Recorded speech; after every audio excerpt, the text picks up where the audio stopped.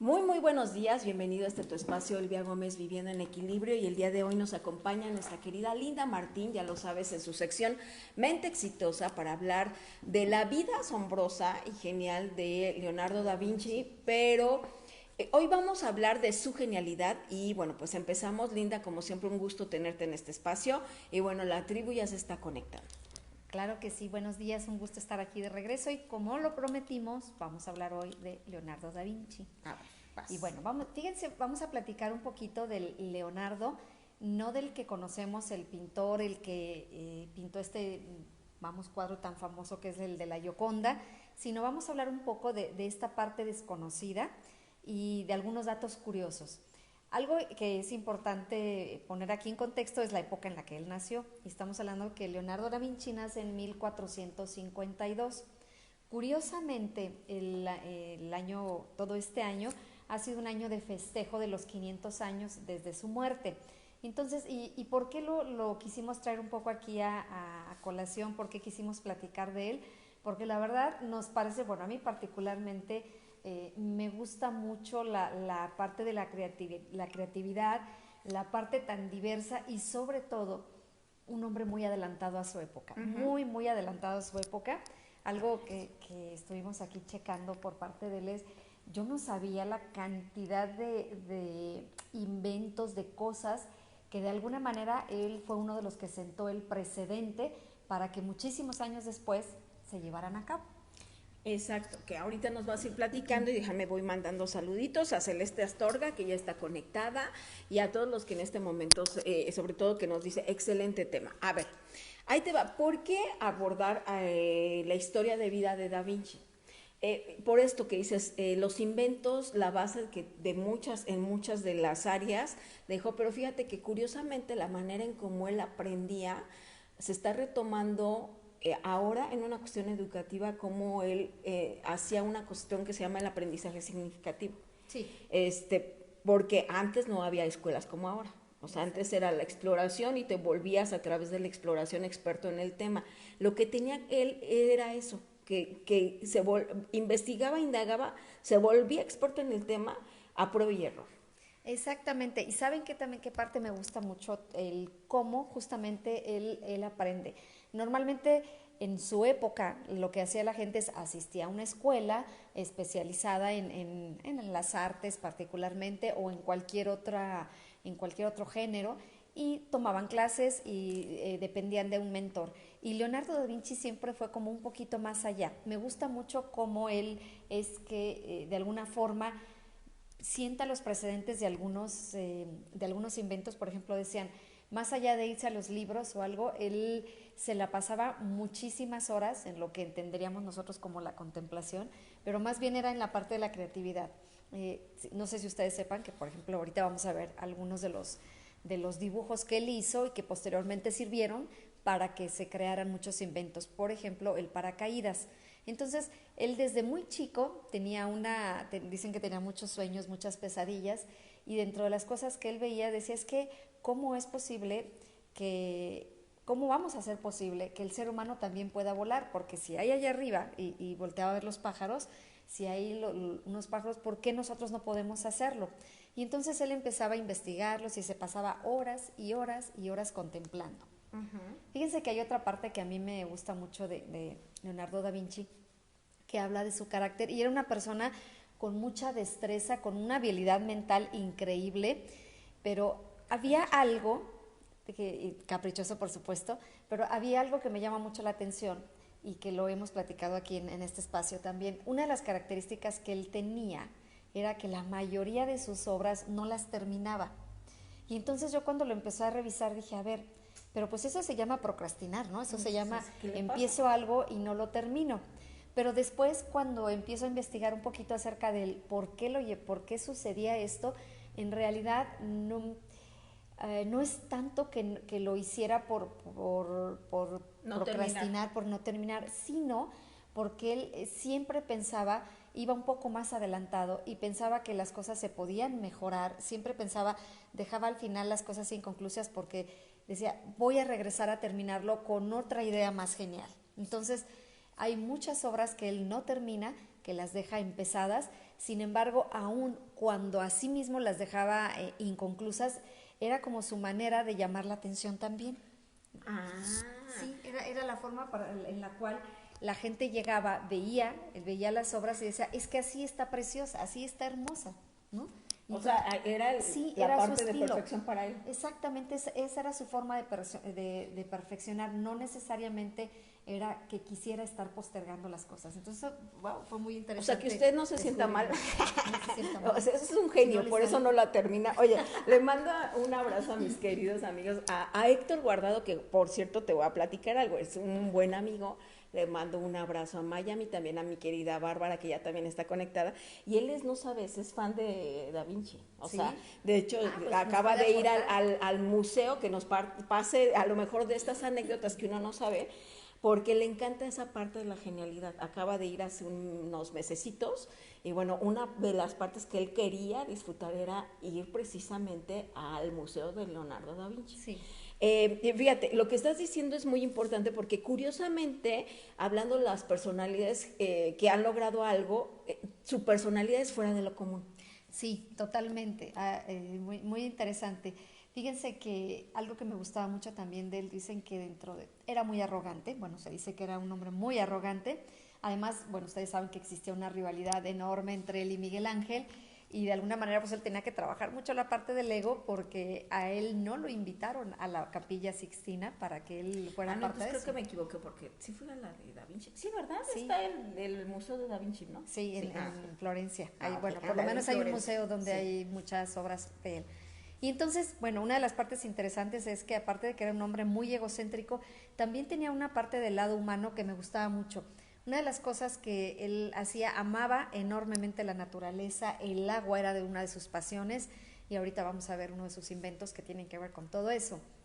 Y una de las cosas que cuentan que hacía es en los parques o en los lugares donde se vendían animales, particularmente pájaros, o sea, siempre la parte del volar le llamó mucho la atención.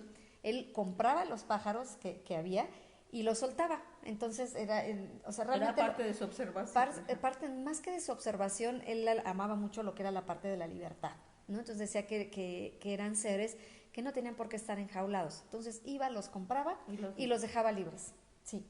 Le gustaba mucho la observación de la naturaleza, le encantaba ver todo lo que tenía que ver con el agua. Fíjense, yo creo que son de esos pocos talentos que existen o que existieron en la humanidad que hicieron tantas cosas y tan diversas. Por ejemplo, es un hombre que fue aritmético, fue químico, fue matemático, fue incluso un fan, un estudioso de todo lo que tiene que ver con el cuerpo humano. Y todos finalmente pensamos en Da Vinci y pensamos en un escultor o en un pintor. Y en realidad tuvo muchísimas cosas mucho más geniales que el simple y sencillamente nada más pintar. Entonces, claro, tiene unos cuadros hermosos y si tienen tiempo, ustedes realmente investiguen la historia. Cuando tú ves la Gioconda, cuando ves ese cuadro, la última cena, créanme que sí marca la diferencia. Todo el mundo lo ve de lejos y dice, bueno, que tiene esta mona, ¿no? Pero cuando te vas a estudiar el por qué es un cuadro que está considerado en la humanidad como un cuadro extraordinario, pues te vas a dar cuenta porque digo, no nos daría todo el programa para explicarlo. Y bueno, finalmente tampoco soy experta en cuestiones de arte, sí, y no quiero equivocarme en esa parte, ¿no? Dime. Le mando un abrazo a Yuli Ávila, que nos saluda desde Utah, también ahí ya está conectada. Ay, qué bueno, saludos, Julie. Fíjense que algunas de las cosas que él hacía, para que tengas idea, era anatomista, arquitecto, botánico, científico, escultor, escritor, filósofo, ingeniero, músico, poeta, urbanista. Esta parte de urbanista, wow, me encanta, porque hay una historia que platica que cuando él era muy niño lo atormentaban muchas pesadillas, y dentro de las pesadillas él soñaba mucho con grandes diluvios, con que el agua acababa con la humanidad, en fin, muchos temas que tenían que ver directamente con desastres naturales. Y esto se conecta mucho con el tema de lo que arquitecto urbanista. ¿Por qué? Porque fue una de las personas, de los primeros en empezar a diseñar toda una serie de canalizaciones, es decir, fluvial, exactamente. Ajá. En Florencia, a causa de una desgracia, finalmente empezó a haber peste y empezó a haber mucha muerte de personas. a causa de enfermedades que estaban directamente relacionadas con la falta de drenaje. Fíjate qué interesante. Entonces, él conecta esa parte me gusta mucho, el cómo, lo decías hace un momento, cómo busca el cómo sí, a partir de una desgracia muy grande que hubo en su ciudad, de una cantidad de miles de personas que murieron a causa de enfermedades, él desarrolla y empieza a crear toda una serie de planos para hacer lo que hoy en día, bueno, todos nosotros ya sabemos lo que es el drenaje, las canalizaciones y demás. Él los diseña para su ciudad, en Florencia, y luego después lo hace en Francia y en algunas otras ciudades de Europa. Entonces, la verdad, a mí me encanta, ahora que estuve estudiando un poco de él, ver la versatilidad que tenía para voltear hacia todos los lados, ¿no? Entonces, y de repente ves a un Leonardo que está haciendo trabajos de un médico, o sea, entiéndase, trabajos de un médico es diseccionaba los cuerpos de los seres humanos de una manera tan perfecta que finalmente de ahí viene la obra magnífica que tiene, que es el famoso Hombro del Vitruvio, que es diseñar todas las proporciones de cómo se encuentra constituido el cuerpo humano. Cuenta una historia que estaba él en un hospital. Que es el dibujo que conocemos. Sí, es el dibujo que conocemos con las manos así abiertas y todo, y que está perfectamente dibujado conforme o en forma a las proporciones del cuerpo humano, por lo menos del cuerpo humano de esa época, entiéndase, ¿no? Porque obviamente a través de los años, pues de los siglos, los cuerpos se han modificado. Pero los que existían en ese momento fue la persona que retrató y que, dibujó de una manera más exacta cómo se encontraban todas las partes, no nada más del cuerpo exterior, sino el cuerpo interior. Interno. Hay una anécdota donde dicen que estaba él en un día en un lugar esperando, él quería ver cómo era la muerte de una persona que estaba muriendo, en paz y tranquilo. Entonces había un señor que tenía 100 años, o poquito más de 100 años, y entonces él está en el hospital o en el lugar donde se encuentra esta persona, el enfermo, esperando pacientemente hasta que murió. Ahí observándolo. Sí, claro. Y una vez que murió, finalmente ese cuerpo, no sé cómo haya sido, pero finalmente lo que hizo fue diseccionarlo, o sea, diseccionarlo, es decir, entiendo que indagó exactamente en todo lo que era cada una de las partes del cuerpo humano, abrirlo, los huesos, las arterias, las venas, en fin.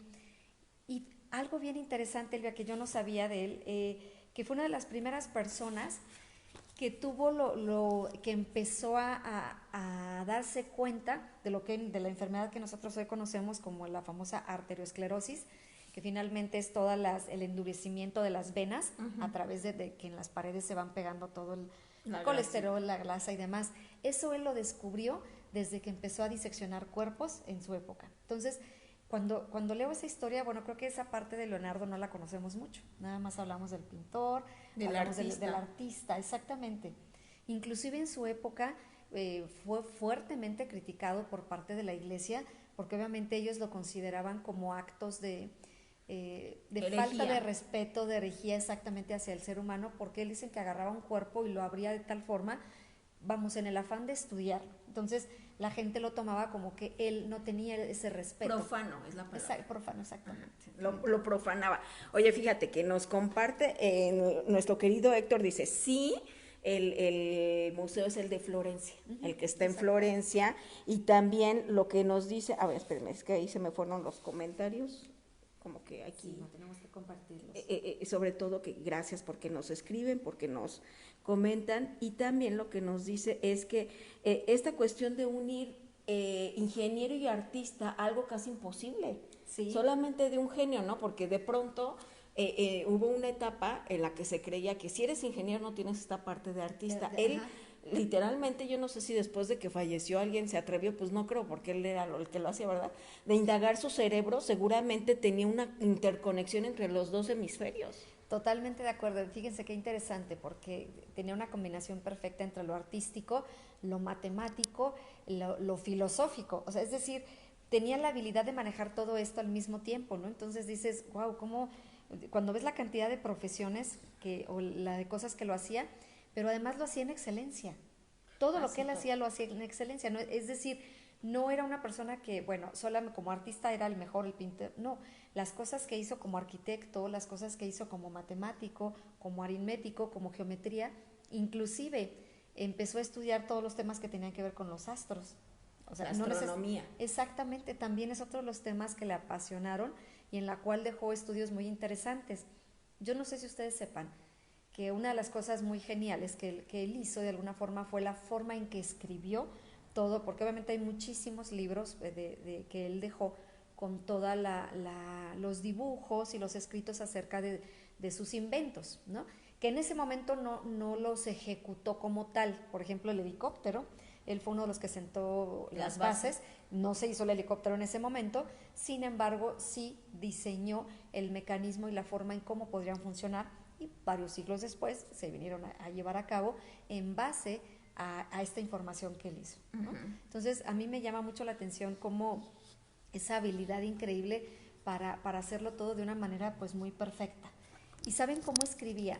Él escribía al revés, ajá, y de derecha a izquierda, o sea, al revés de como escribimos todos, de derecha a izquierda, árabes, ¿no? Exactamente al revés, pero con las letras al revés, de tal forma que todos sus escritos, si tú espejo? quieres leerlos, exacto, requieres un espejo. Ay, Entonces, no, imagínate cómo funcionaba. el cerebral otra Sí, onda. no, o sea, me parece que, como bien dijiste, si en algún momento alguien pudo haber visto su cerebro, no sé si era de otro mundo o qué tenía, pero era de las personas con una genialidad impresionante. Oye, le mandamos un abrazo a Marco Antonio Ibarra, dice, buen programa. Marta Brambilia nos saluda desde Washington, que le mandamos un abrazo. Y fíjense que platicando de cómo íbamos a unir toda esta genialidad de Da Vinci a la vida cotidiana, a mí me parece, y lo decía desde un inicio, que se están retomando muchas bases de este aprendizaje, porque tú sabes que estas generaciones nos educaron como, eres solamente abogado y ahí te quedas, o eres solamente ingeniero y ya no puedes explorar. Curiosamente, la vida del ser humano está cambiando antes, tanto porque vivimos más.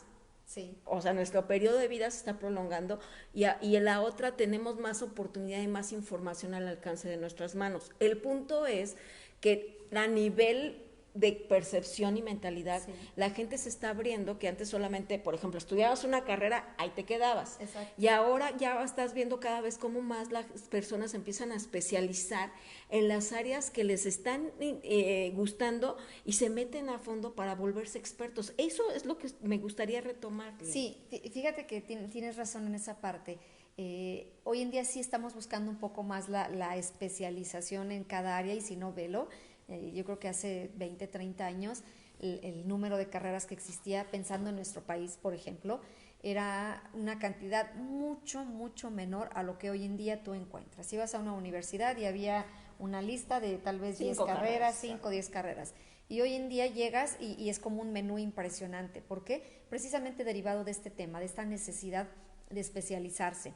Sin embargo, también creo que estamos en una época en la que retomamos el famoso multitask. O sea, además de que yo me especializo en algo, también es importante conocer de todas las áreas, ¿no? Y entonces, yo creo que Da Vinci es uno de los mejores ejemplos de que cuando realmente quieres hacer las cosas, puedes especializarte en mucho y para mí, desde mi perspectiva, rompe un poco con la creencia de que si vas a ser, por ejemplo, arquitecto, no podría ser poeta, no podría ser médico. ¿Por qué no? Aquí tenemos una persona que pudo hacer todas estas cosas, ¿no? Y también una de las partes que, fíjense, también se dedicó mucho a la parte de la herbolaria. Ah, caray. Sí. Hasta médicos. Te estoy diciendo que es increíble toda la cantidad, cuando empecé a investigar la cantidad de cosas que él de alguna manera creó, dices, wow, o sea, ¿por qué esta parte no la conocíamos? Y es hasta ahora, justamente este año que se cumplen 500 años de su muerte, cuando empiezan a salir como muchos temas más allá de, oigan, Da Vinci no nada más era un pintor, un escultor, hay toda una historia atrás de este hombre, ¿no?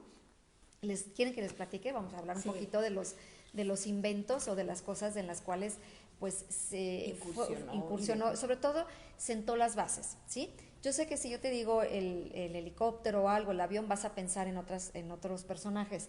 Sí, fueron los que los concretaron. Sin embargo, el primero que hizo los dibujos o que hizo los primeros bocetos, los planos, exacto, fue Da Vinci, ¿sí?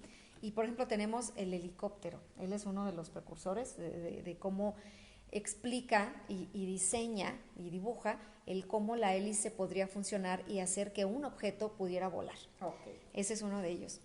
Fíjate, dentro de los aéreos, porque son como varios, está también la parte del paracaídas, o lo que conocemos nosotros como, bueno, Sí. lo que es un paracaídas como El parapente. tal. El parapente, así es.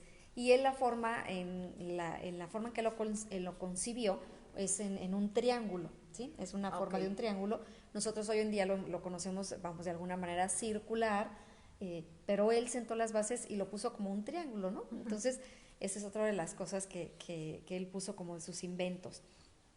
Obviamente, en la parte, esta parte no hemos hablado de él, también le gustaba mucho el tema de la milicia.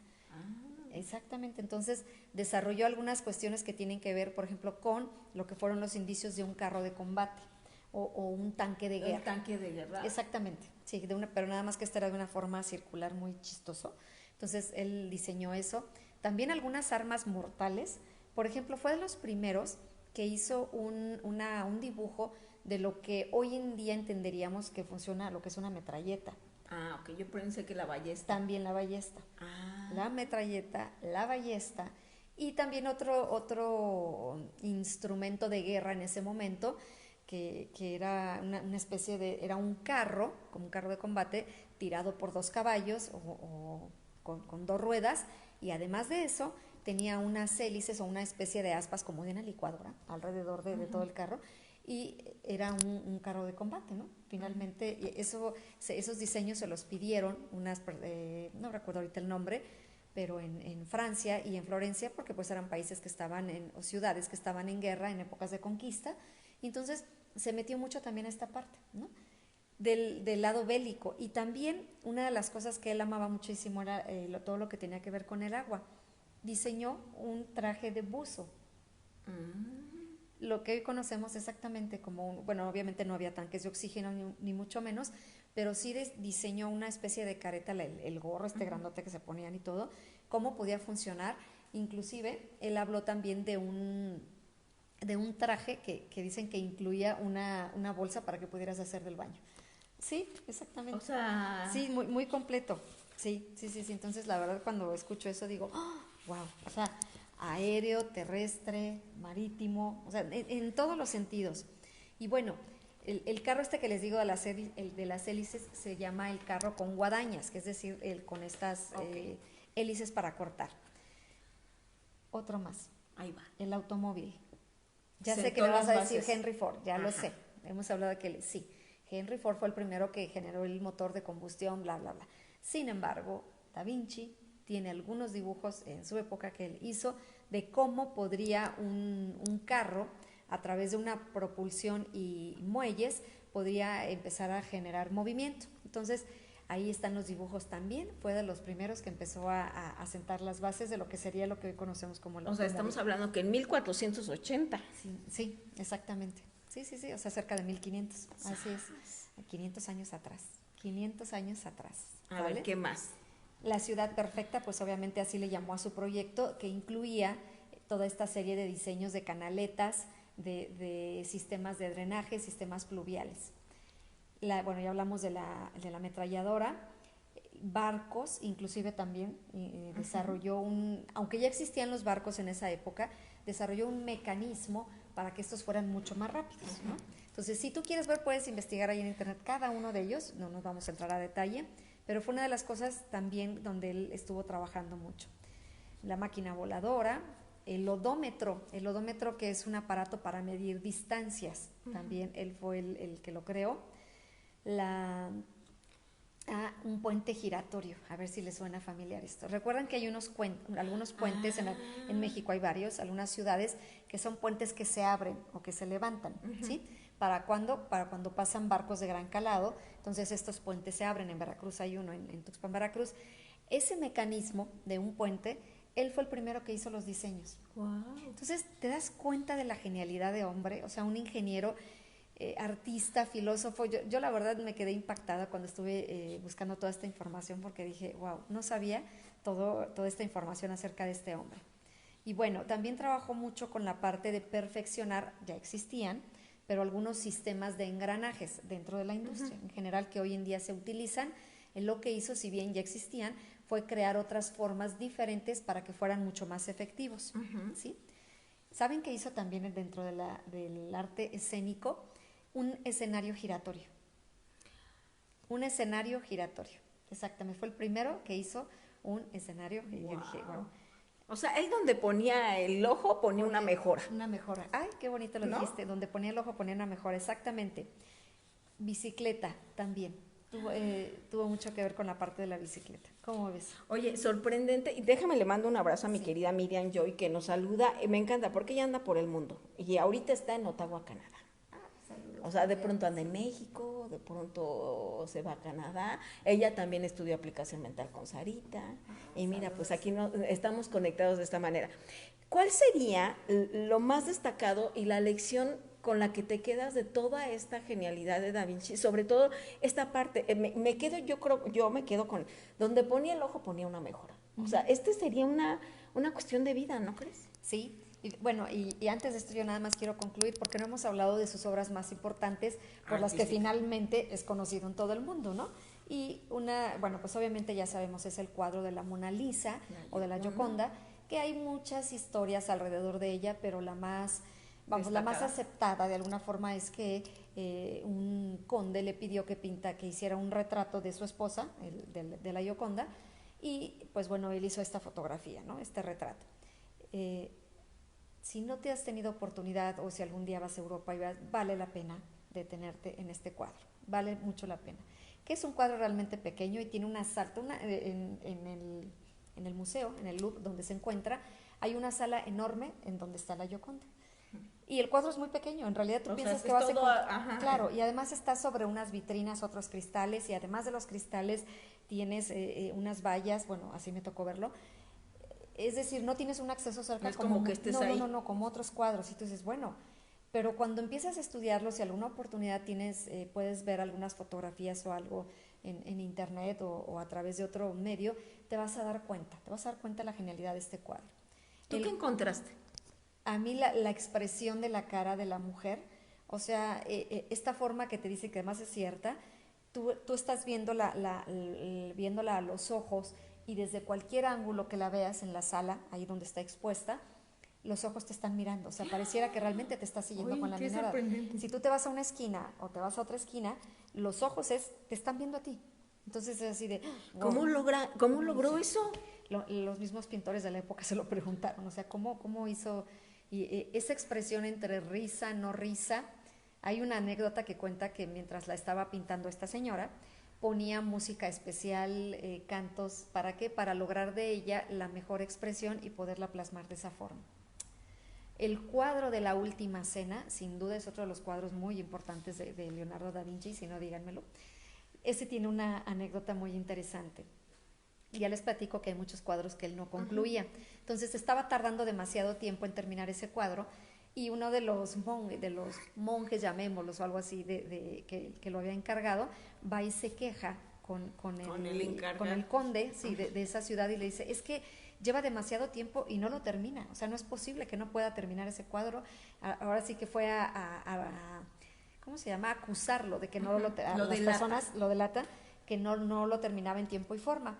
Y entonces Leonardo, con esa genialidad que tiene, va y le dice al monje, delante de esta otra persona que le había hecho el encargo, que entiendo que era un conde, una cosa así, y le dice, ok, no he terminado el cuadro porque aún no sé cómo plasmar la cara del apóstol, que es justamente el que traicionó a Jesús. Judas. De Judas, exactamente. Entonces dice, no encuentro la cara porque yo necesito...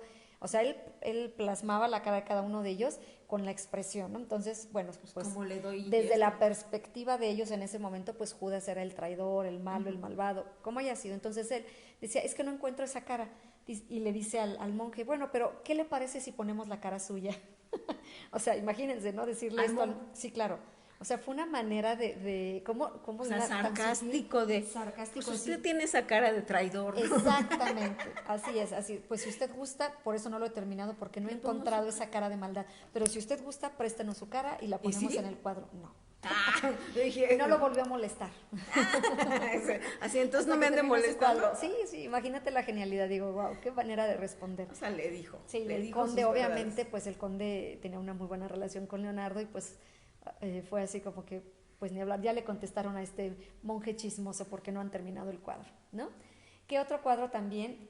importante, bueno, pues tenemos hay uno de la Virgen, donde está con la Virgen María, con su madre, con Santa Ana, y esos son como los cuadros más representativos, ¿no? O sea, la Gioconda, la Última Cena, el cuadro de la Virgen, y también una de las cosas que hizo, bueno, hizo unas restauraciones en algunos lugares, algunos retablos, en fin. Entonces, me preguntabas tú hace un momento, ¿qué es la parte o sea, con la que yo iría cerrando aquí? Yo me quedo con el tema de la capacidad de este hombre de hacerle frente a muchas situaciones y de decir, pues bueno, finalmente, claro que tenía una genialidad especial, dones y talentos que tal vez no todos tenemos, sin embargo, siempre buscaba el cómo sí. ¿Cómo sí? Y esta anécdota yo creo quiero que tú la platiques, me encanta porque la Bueno, platicas muy esa padre. anécdota la escuché y la escuché literalmente en un video de un motivador, que ahorita no tengo el nombre, pero cuando lo encuentre se los paso.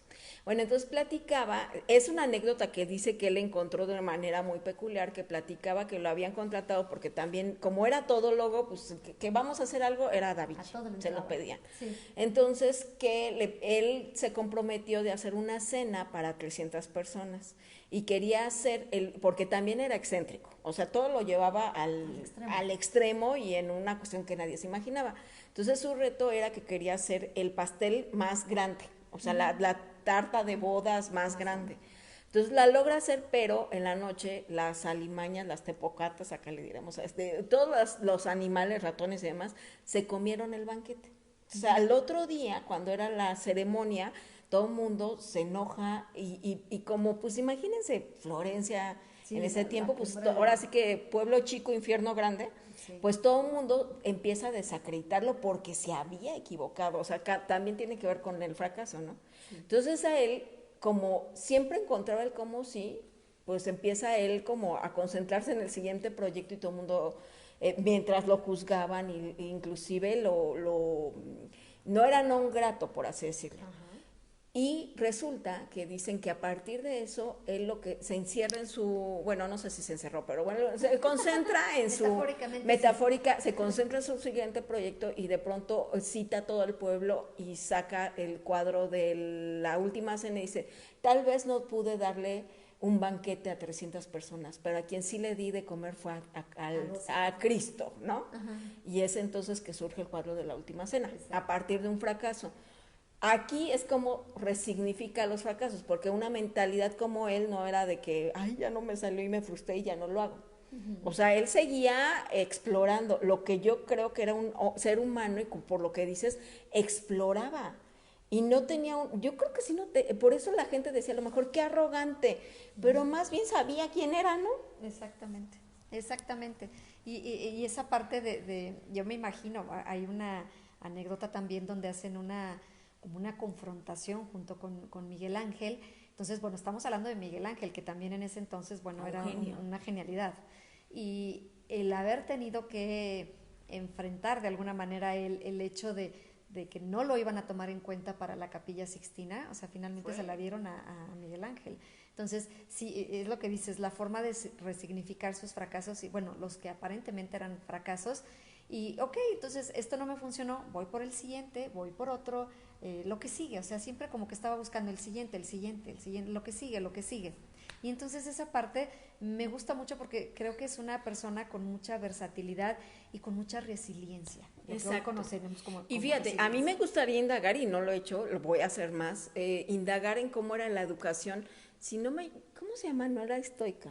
Tiene un nombre, pero la manera en cómo educaban en ese entonces podía desarrollar, o sea, no es casualidad Sí, que me estés hablando de Miguel Ángel y Da Vinci en un mismo tiempo de la historia, sí, que eran genialidades, pero tenía que ver con la manera en que los educaban, porque los dejaban sí. explorar y sobre todo esta cuestión del fracaso no existía, o sea, de que tú exploras hasta que te salga, que ya en esta etapa moderna es nuestro mayor error, es que le tenemos tanto miedo a fracasar que no nos arriesgamos. Exactamente, sí, sí, sí, sí, el hecho de que tal vez no conocieran este término como lo conocemos hoy en día nosotros, creo que les daba esa oportunidad de seguir tomando acción en todo momento, acción, acción, ¿para qué? Para al final de cuentas terminar con lo que cada uno de ellos consideraba su obra maestra. Y por eso es inspirador. O sea, porque me podrán decir, bueno, es que tenía un cerebro, o es que así nació genial, era o sea, literalmente sí era un genio. Sí, sí lo era. Pero sí creo, por lo que les estoy diciendo, que las herramientas de su educación fueron la base, porque no había límites, o sea, no era como ahora que eres un círculo imperfecto y todo tiene que caber en una cajita, ¿no? Exacto. Entonces, su pensamiento era fuera de la caja. Exactamente. Como ahora le llamamos, así es, ¿no? Tal cual, su pensamiento estaba fuera de la caja, fuera de su zona de confort en todo momento. Bueno, pues nos vamos despidiendo el día de hoy. Le mandamos un abrazo a Claudia Peral. ¿Y con qué nos despides el día de hoy, Linda? Ay, pues yo con la parte que me quedo es con el retorno del ser humano hacia el centro, hacia la armonía. ¿Y esto por qué lo digo? Esa es la forma que él retrató o quiso poner a través de su cuadro del hombre del Vitruvio. Me gusta mucho cuando dice esto, cuando él lo que intentaba plasmar con estos dibujos era el retorno del ser humano hacia su centro. Y entonces lo retomo y digo, vamos, esto creo que es la historia del ser humano en todas las generaciones. Hoy en día, de alguna manera, todo esto que hacemos, el compartir esta información, estos videos, toda la información de desarrollo personal que encuentras tú allá afuera, precisamente tiene que ver con eso, con el retorno al centro, retorno a la armonía del ser humano, es decir, voltea a verte hacia ti mismo. Y entonces nos damos cuenta que esto no es nada nuevo, simple y sencillamente le estamos dando un significado diferente. Y esto me gusta la propuesta que el día de hoy nos traes, Linda, porque eso nos inspira para hacer lo posible y sobre todo lo que hoy decíamos, encontrar el cómo sí. El cómo sí. Si Leonardo da Vinci yo creo tuviera frases, no sé si hay frases de él. Casi no, ¿verdad? Tal vez sí, no, fíjate que no me enfoqué en esa No me he área. fijado, pero bueno, si hay alguna frase que nos quieran compartir antes de que nos vayamos, pero pues seguramente él era el como sí, o sea, el de sí. Siempre detrás de una no falla, hay una respuesta, o seguramente su discurso, o a lo mejor ni perdía tiempo en discursos, simplemente lo hacía, seguramente así era, o sea, no creo que perdiera tiempos ni siquiera en convencer a la gente de lo que hacía. No, pasaba muchos de sus tiempos, él los pasaba en lo que les decía hace un momento, que era la contemplación. Muchas personas pensaban que él se la pasaba pintando, y a veces solamente pintaba por periodos muy pequeños, y el resto del día se la pasaba solamente observando. Y él decía que finalmente, para él poder plasmar alguna obra o cualquier cosa que fuera, el trabajo final estaba primero aquí adentro. Entonces, pues bueno, volvemos a lo mismo. Cualquier cosa que hoy en día tenemos plasmada en nuestra vida salió de acá, primero que nada. Y la diferencia es que él tenía congruencia porque era un hombre de que lo que pensaba era una acción. Exactamente. Y yo creo que ahí está el éxito. Sí. Le mando un abrazo a mi querida Zaira. Hola Zaira, ya pronto nos veremos. Gracias porque nos dice muy buen programa. Y pues nos vamos. Ahorita le voy a correr porque ahorita tengo entrevista del Feng Shui que me lo habían pedido, cómo activar el amor en nuestra vida a través del Feng Shui. Y bueno, pues ¿dónde te localizamos como coach de vida y formativa? Aquí me localizan a través de que te manden mensaje, y también, bueno, tengo un WhatsApp que es específicamente para temas de trabajo y es el 442-109-0452. Ok, ahí está otra vez. 442-109-0452. Sobre todo que Linda es muy buena y es una experta y así por ejemplo, en la cuestión empresarial, las empresas la buscan mucho para dar esta capacitación formativa y también a nivel personal, pero ahorita tu expertise es como a nivel empresarial, personal y es una buena. Ahí, gracias amiga, gracias. Por indagar, por buscarle, por traernos historias de vida que nos mueven. Vámonos, mi nombre es Elvia Gómez, me despido con esta frase. Por cierto, suscríbanse a nuestro canal de YouTube, que cada vez se está poniendo más bueno. En verdad, fue como encontrar el punto. Y bueno, ahorita ya íbamos como en más de 30 videos en menos de un mes que hemos subido, o sea, tenemos contenido, así que métanse a Elvia Gómez Vivienda en Equilibrio, síganos en nuestras redes sociales, ahorita en un ratito, en lo que llego, ahorita me vuelvo a conectar para hablarles de Feng Shui y amor. Mi nombre es, me despido con esta frase: si tú te vieras como yo te veo, seguramente te sorprenderías. In la Keish Halaken, yo soy tú eres yo. Vámonos. ¡Ay!